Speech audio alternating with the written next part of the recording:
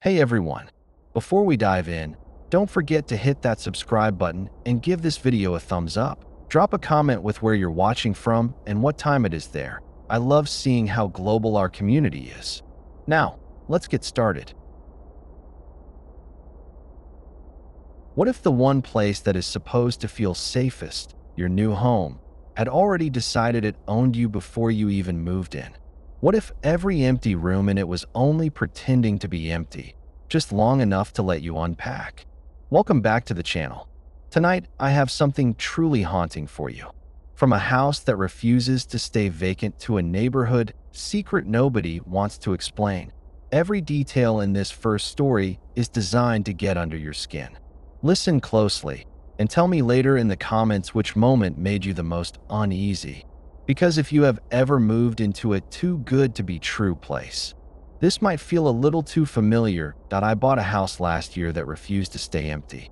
And if you are listening to this alone right now, just keep the corner of your eye on whatever doorway is closest. The first time I walked in, the place felt wrong. Every step echoed twice, like someone was walking half a beat behind me. The air was cool and stale, thick with old cologne and damp dust, as if the last owner had hurried out and their breath had stayed. I remember thinking it did not feel empty at all. It felt like the whole house was holding its breath, waiting to see what I would do. I am 32, an electrician, used to crawling through dark attics and half-finished basements. And I only bought that cheap 3-bedroom foreclosure because it was all I could afford near work. The realtor stayed on the porch with her folder clutched tight and joked that the bank just wanted a warm body in there again. Then she added, not quite joking, "This house hates being empty." I laughed way too loudly, so I would not have to ask what she meant. I signed the papers, stepped inside alone, and tried not to notice that she never once crossed the threshold. Strange started before I moved in a single box. On the side wall, the smart meter was already ticking, showing a steady draw of power. Inside, every breaker was off, every outlet unplugged. No hum, no fridge, no lights, nothing that should have been using current. Upstairs, in an otherwise bare bathroom, a single blue toothbrush stood in a cup by the sink like it was still waiting for someone. In the front hall closet, hidden where a coat would have hung over it, someone had scratched into the drywall, "Do not leave it alone." The words were shallow but careful, each letter gone over more than once. I told myself it was some melodramatic breakup message and kept unpacking the air mattress.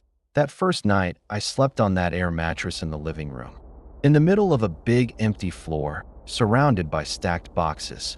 I locked the front door twice and shoved one of the heavier boxes against it, just to feel in control. Sometime after midnight, I woke to the hard metallic click of the deadbolt turning by itself. The box scraped over the floor, inch by inch, like hands were pushing it from outside. I lay there and listened to it move. When I finally yanked the door open, no one was there, but the porch light swung wildly, throwing long shadows over an empty yard. The air on the steps smelled sharply of that same cologne and cold concrete, like someone had just stepped away a second before I opened it. I told myself wind could do a lot of strange things, then stayed awake until dawn anyway. The second night, a pattern began.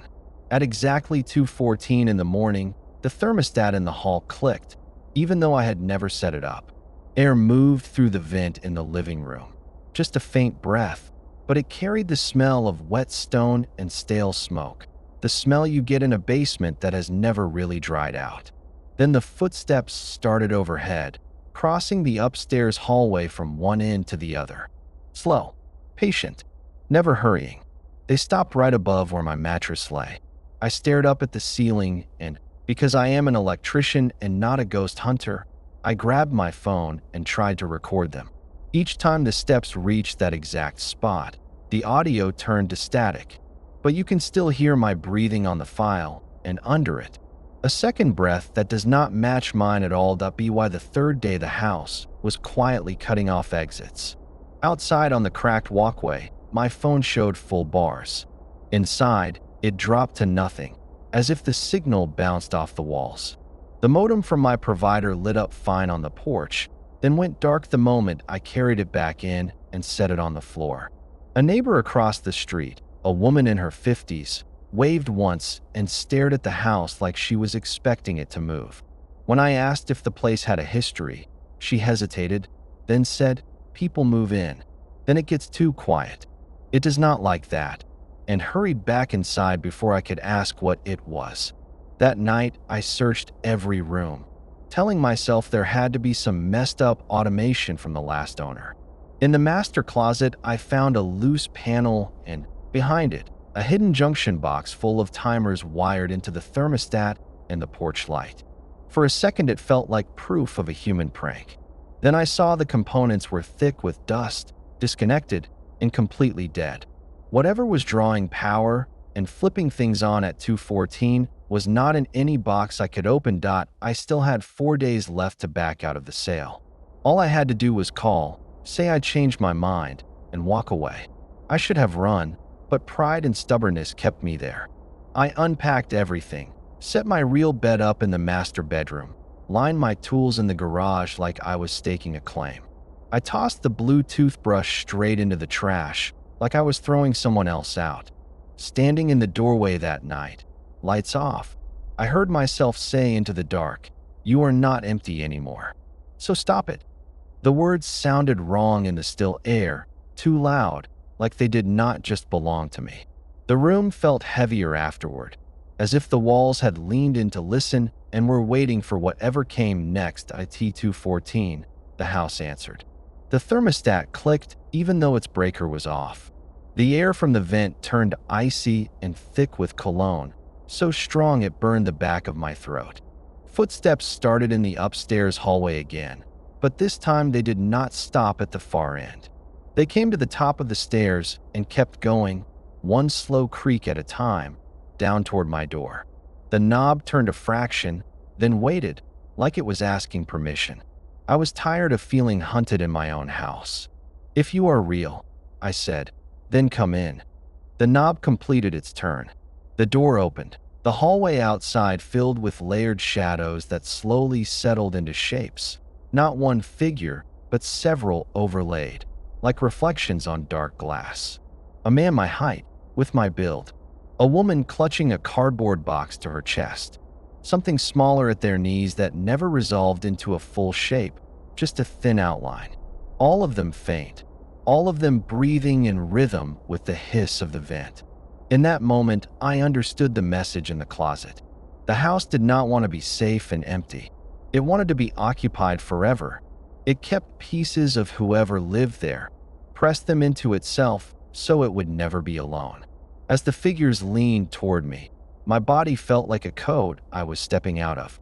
For a heartbeat, I saw the room from two places at once. From the bed where I lay and from the doorway where another version of me stood among them, pale and flickering. Then I woke up in gray daylight, heart pounding. The bedroom reeking of cologne so strong it made my eyes water. In the bathroom, the blue toothbrush sat neatly in the cup beside mine, like it had never left. Outside, the meter was ticking faster than before, a little surge of power every few seconds. That evening, when I tried to lock the front door and sleep at my old apartment, the deadbolt would not turn all the way and the key refused to come free from the lock. Overhead, in the upstairs hall, footsteps began to pace back and forth in a rhythm that matched my own walk exactly. I still do not know if the version of me telling you this is the one who walked away down the front path, or the echo the house kept to make sure it is never truly empty again. Now we move to the second story. If you are still here with me, maybe tap the like button or leave this playing while you look around your own walls. Because this one is about a building that edits people the way we edit drawings. What if the elevator in your brand new apartment skipped to a floor that did not exist on any of the plans you drew yourself? What if the building you helped design quietly added your name to a room number you were never supposed to see? If you have ever lived in a new place that already felt tired, like it had a memory, you are going to feel this one. I was a junior architect for a mid-sized firm. The guy they trusted with revisions and all the boring corrections nobody else wanted. As a perk for killing myself on deadlines, the developer gave me a discounted unit in their newest tower. Everything smelled like fresh paint and concrete dust, the kind of clean that almost stings your nose. At night, the halls hummed with fluorescent lights and brand new ventilation, but there were no kids, no music, no cooking smells yet. Just me and miles of quiet beige. I had 3 days to sign off on the final inspection report and lock in my promotion.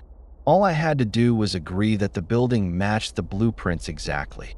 The first time the elevator showed me 4A, I thought it was a software glitch. I tapped 5, watched the numbers crawl up, and between 4 and 5 the panel flashed 4A for half a second. The car slowed, the doors opened, and instead of the usual corridor to my unit, I was staring at a short, unlit hallway lined in the same new carpet, ending in a single door that read 4A in brushed metal. The only light came from one buzzing fluorescent tube overhead, flickering like it was already old. On my drawings there was no 4A, no stub hallway, just a solid block of shaft and utility space.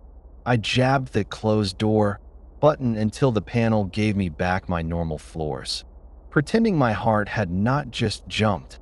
The next morning, at the office, I pulled up the digital plans and scrolled through the levels. 3rd floor, 4th floor, 5th floor, all exactly how I had drawn them. But between the sheets labeled 4 and 5, the index showed a missing page.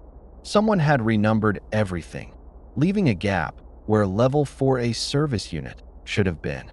In the margin notes, a red stamp read, "Unit removed, do not lease." But there was no revision cloud, no signature, no one taking responsibility. Down in the lobby that night, I caught another detail. On the polished directory by the mailboxes, listing every unit number, there was a faint rectangular shadow where a label had been peeled off. Right between 4 and 5, someone had erased 4A very neatly, everywhere except, apparently, the elevator. That second night, coming home late, the elevator decided for me. I tapped 5, it hummed up, then stopped hard. 4A glowed on the panel like it had always been there. The door slid open on that same dim hallway. The fluorescent light buzzed, casting a sickly pulse over the door.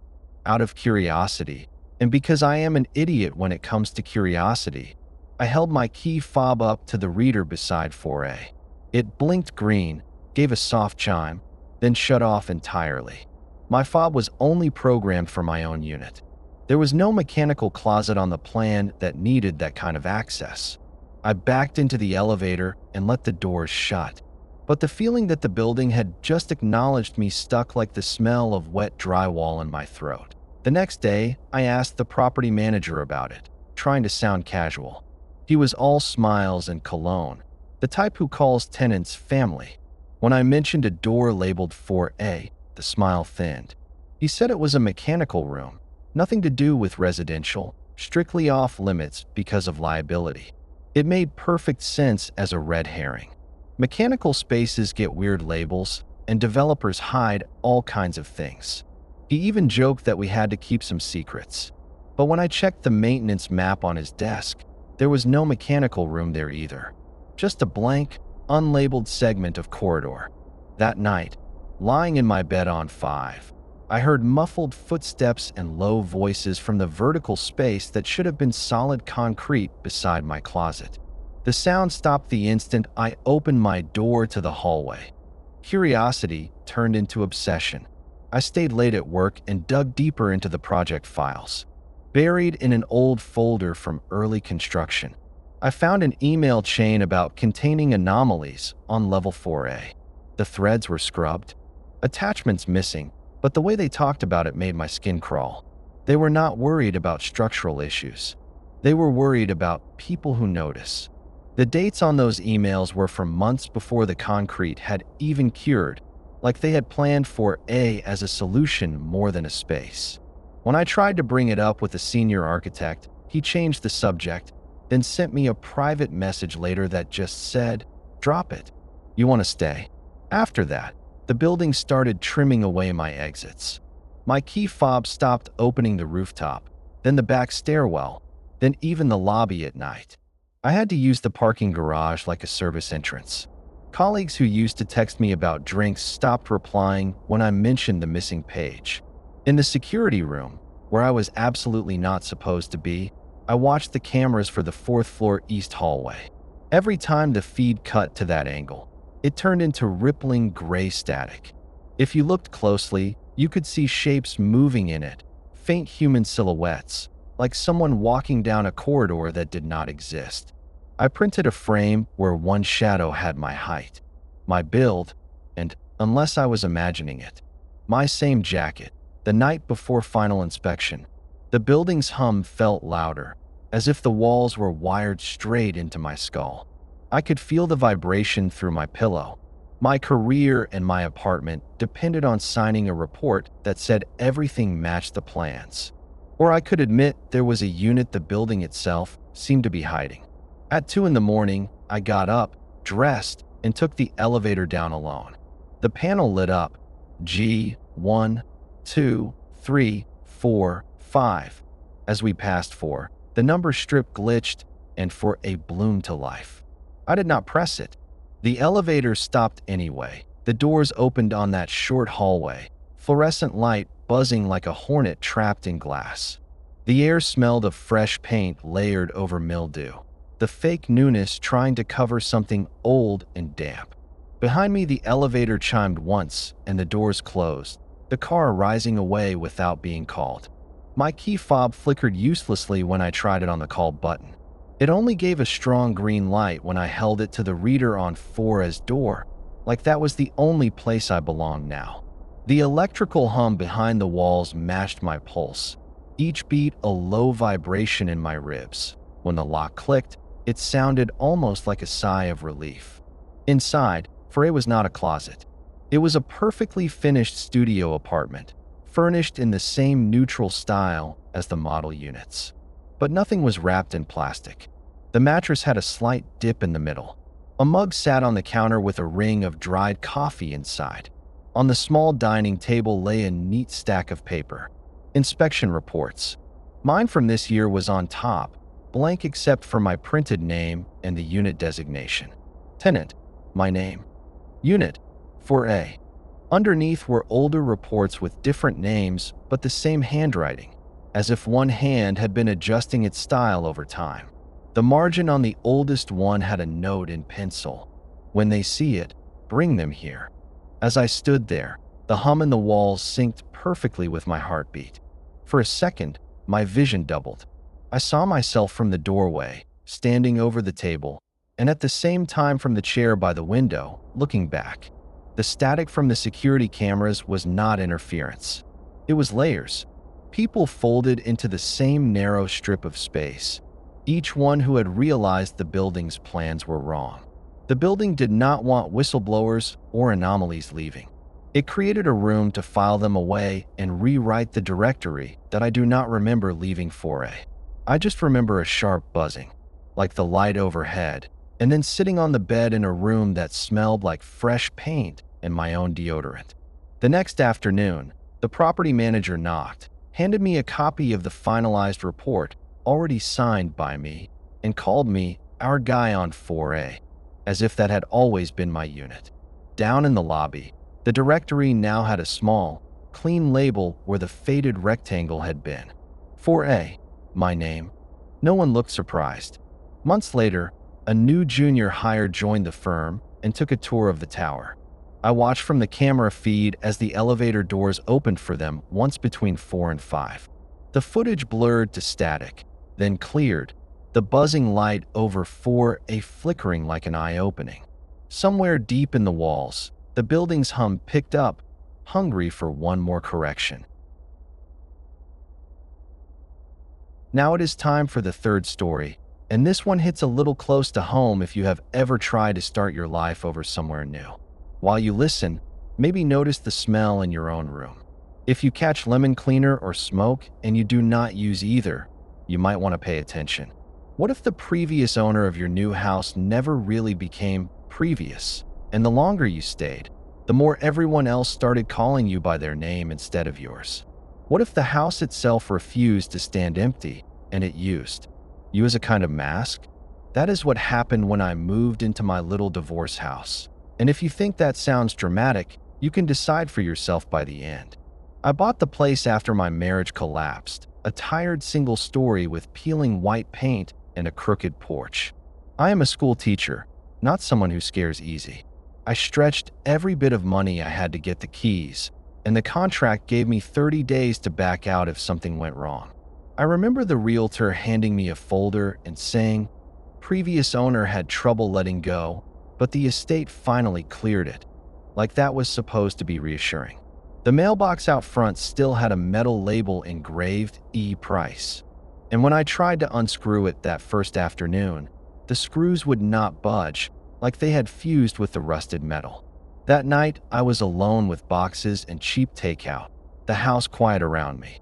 The ticking kitchen clock the realtor had left behind made the silence feel crowded, every second a little knock on the walls. The bathroom faucet had a slow drip that I could not quite fix, so between ticks there was a soft plink of water into the sink, over and over, like the house had its own heartbeat.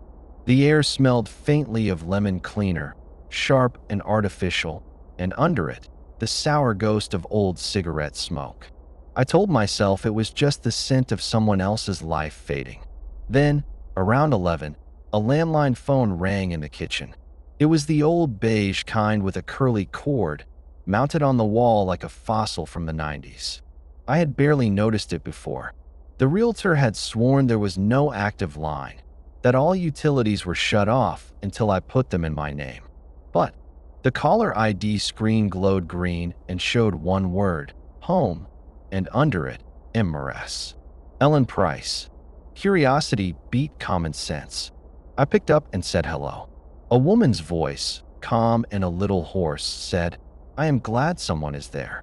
Do not leave it alone at night, and hung up before I could say a word. When I pulled the base away from the wall in a rush, the cord hung loose. The jack was empty.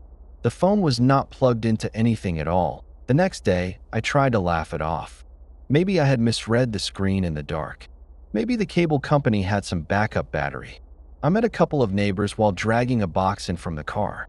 Both of them were older than me, the kind of people who build their whole routine around the comings and goings on their street. When I mentioned the name on the mailbox, they traded a look. Ellen Price lived there forever, the woman said.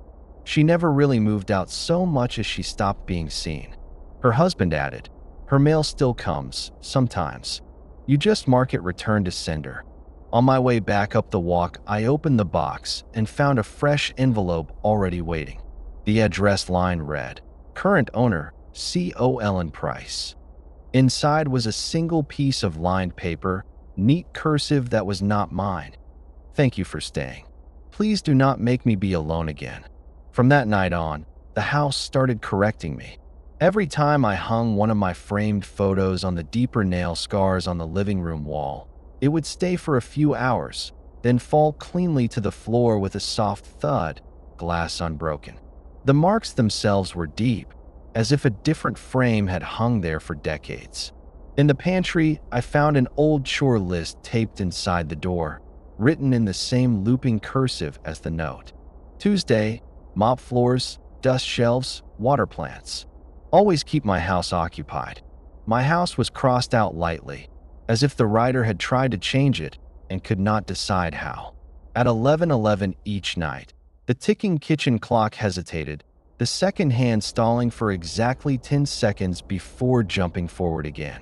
I started watching for that little pause without meaning to, like the house and I were holding our breath together. When I tried to call the realtor about the phone, the line dropped 3 times in a row while I was inside. Outside, the call went through perfectly, but she did not pick up. My ex laughed over text when I mentioned weird energy in the house and said, "You always wanted haunted vibes. Enjoy your little ghost cottage." That shut me up faster than anything else. I stopped bringing it up to anyone. There is a special kind of isolation that comes from being afraid and also not wanting to look crazy.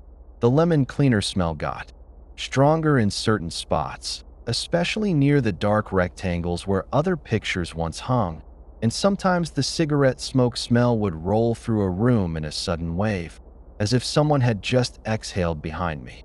On day 23, I dug back through my closing papers, looking for something, anything, that would make the situation feel less supernatural and more like a legal mistake. In the middle of the stack, half stuck to another page, was an addendum I did not remember signing. It said, "Seller to remain on title in archival capacity only." There was no explanation, no lawyer initials next to it. I convinced myself it was some boring estate trick so the family could keep a tax break.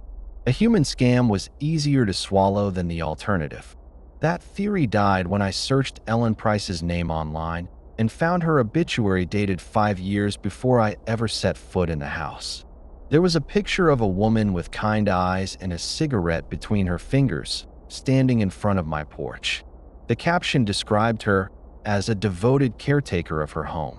The word owner never appeared at all. The night before my 30-day escape window ran out, the landline rang again at exactly 11:11. I was sitting on the floor with my back against a box of books, staring at the unsigned cancellation form that would free me if I faxed it in the morning. The caller ID still showed home, MRS, Ellen Price. I answered with my thumb hovering over the hang-up button. The same hoarse voice said, "If you go, I go back to being alone." There was a tired sadness in it that made something ache in my chest. I thought about going back to my parents, about explaining to my coworkers that the house spooked me. I thought about how much I wanted to prove I could do this by myself. Against every instinct, I whispered, "I will not leave you." And the second I said it, the kitchen clock and the dripping faucet fell into a perfect synchronized rhythm, beating together like a second heart in the walls. Just after midnight, the power went out. No storm, no flicker, just a quiet snap and darkness. The only glow came from the streetlight outside, spilling a dull orange rectangle onto the living room floor. The house was almost completely silent, except for the ticking clock, which somehow kept going, and the bathroom drip, now perfectly spaced between ticks. When my eyes adjusted, I realized that every reflective surface, every dark window and picture glass, held my outline and something else behind it. In the kitchen window, my reflection stood where I was, but behind my shoulder was an older woman with short hair and a cigarette, smoke curling upward. In the hall mirror, my body moved, but the mouth in the reflection shaped different words, over and over, soundless. My house, my house, my house. The smell of lemon cleaner and cigarette smoke pressed around me, heavy and absolute, as if fresh and old lives were layered in the air. On the hall table, the stack of papers rustled though no breeze touched them. The top sheet flipped up, revealing the deed. I watched my own name pale and thin on the line marked owner, each letter fading like ink left in the sun, while above it the name Ellen Price darkened, curling into the paper as if it had always been there. My hands shook, but in the reflection, the older woman's hands were steady as she reached forward. For one awful second, I could not tell if I was her remembering being me, or me watching myself become her. It felt less like a ghost taking over, and more like the house itself filing me under an existing label in its records. The power snapped back on as suddenly as it had gone. The clock ticked like nothing had happened. The bathroom drip continued its slow heartbeat. I stood alone in the hallway, but the scent of smoke lingered in my hair. A week later, the mailbox held 3 letters addressed to E. Price or current caretaker, when a neighbor waved from their yard and called, "Morning, Miss Price." I almost corrected them, then realized I could not remember if I had already introduced myself that way a month ago. In the pantry, the Old Shore list had a new line at the bottom, written in my own handwriting that I did not remember adding. "Never leave this house alone." Now the place is back on the market, years later, listing the seller as previous owner. Whoever walks through next will probably think that is just a lazy way to fill a form. But if they listen closely during the tour, they might hear, The kitchen clocks skip at 11:11, waiting to see which name it has to learn again. Now it is the last story for tonight, and since you are still here with me, maybe glance at the wall closest to you. Not the decorations, not the paint color, just the flat surface. Ask yourself, if it could answer you back, what would it say? It has heard you do in that room. I work with sound for a living, which is probably the only reason I noticed what the house was doing before it completely folded me into it. I am a freelance editor, which is a fancy way of saying I sit in dark rooms cleaning up other people's audio and trying to make the silence between their words feel intentional.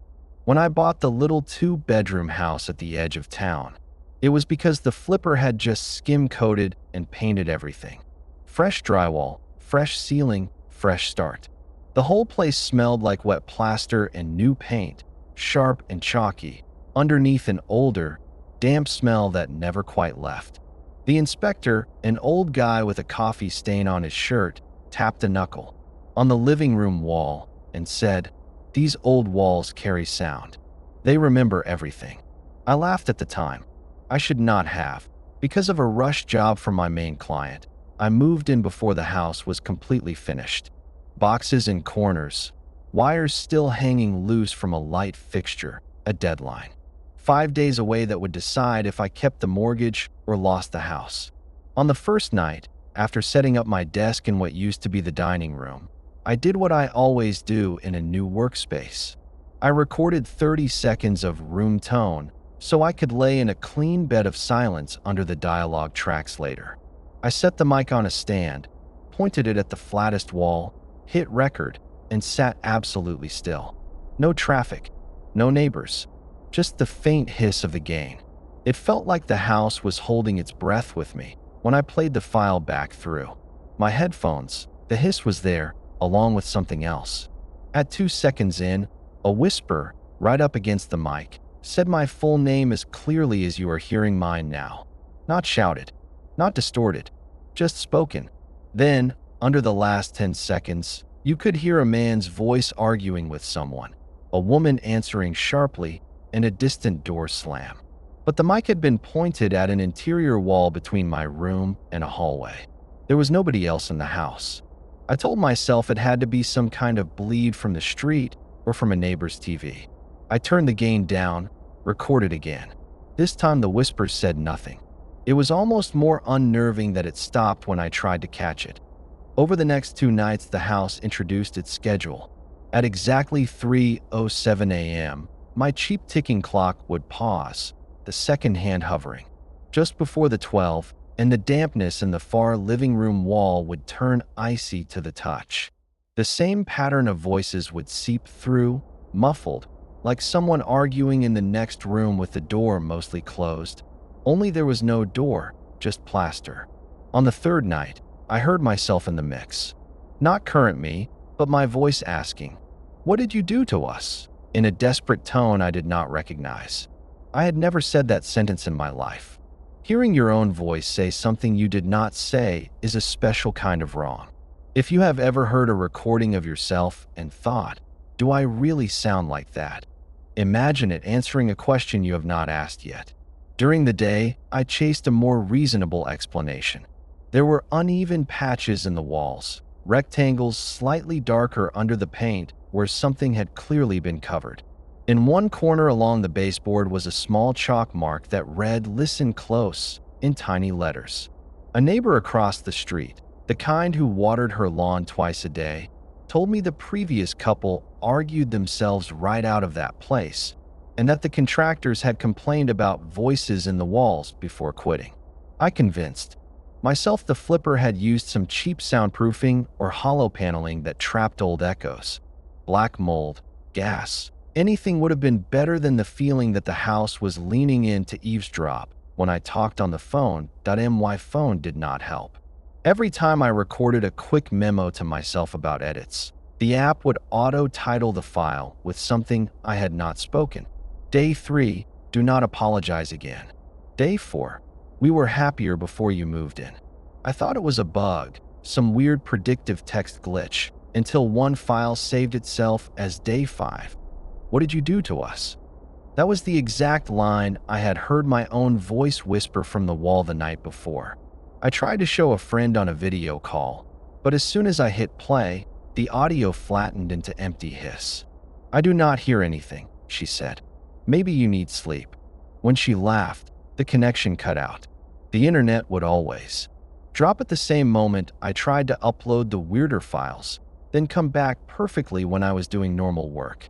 With 2 days left before my deadline, I found a scrap of paper under a loose floorboard in the hallway. On it, in tight, frantic handwriting, someone had written, "Paint it again." It still remembers. The edges of the paper were stiff with old plaster. That line settled something awful in my head. This was not just about sound. Someone had tried to bury whatever the walls knew. The real estate listing had bragged about new skim coat throughout. It was starting to feel less like renovation, and more like erasing a chalkboard that kept bringing back the writing underneath. I opened one of the darker rectangles with a utility knife, slicing through fresh paint and a thin layer of plaster. Beneath it, in faint pencil, was a date from years ago and 3 words: "He stayed anyway." The night before the project was due, I made the worst decision I could have made for myself and the best one for whatever lives in that house. I decided to use it.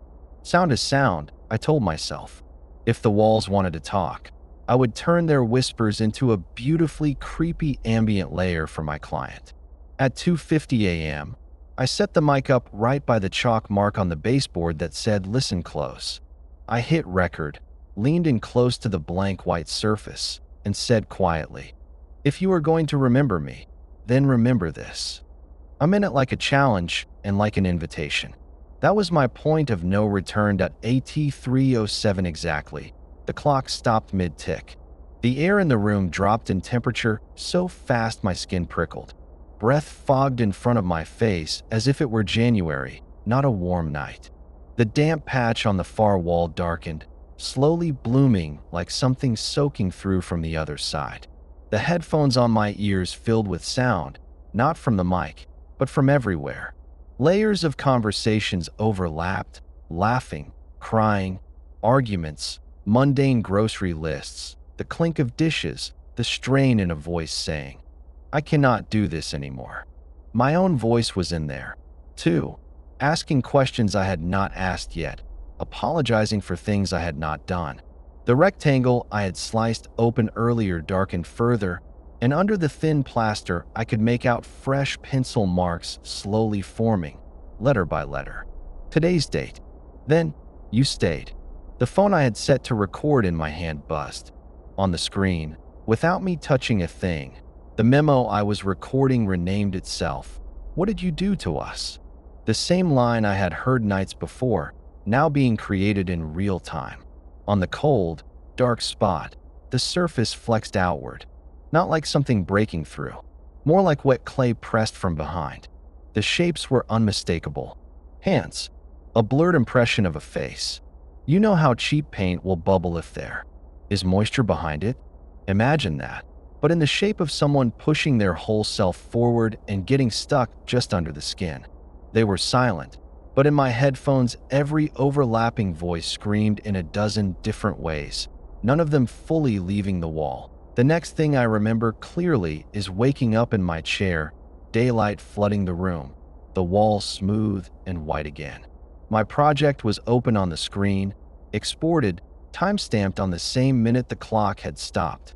The waveform was perfect, full of a rich, textured room tone my client later called beautifully organic and cinematic. They loved it. They asked if I could use that house again for future work, like it was just another plugin. Weeks passed. I finished painting other rooms, covering every uneven patch. But sometimes, at 3:07 a.m., I would wake up without knowing why, heart pounding, clock ticking normally, sure something had just been listening at the other side of my skin. Now there are new people moving in next door to me. I can hear them through the shared wall on quiet nights, the way you always do in old houses. Only sometimes, when they are arguing about something small, like bills or dishes, I will hear my own voice through the plaster, saying, "We were happier before you moved in." even when my mouth is closed. Their replies do not quite line up with what they think they heard. The walls are rehearsing us, remixing old fights and future ones. The file that made my career sits on my hard drive, named Room Tone, Final, but every once in a while the computer changes the title back to You Stayed. If you ever move into a place with brand new walls over something very old, and you catch yourself talking to the house when you are alone, just remember, it might be talking back, and it might be planning to remember you more clearly than you remember yourself.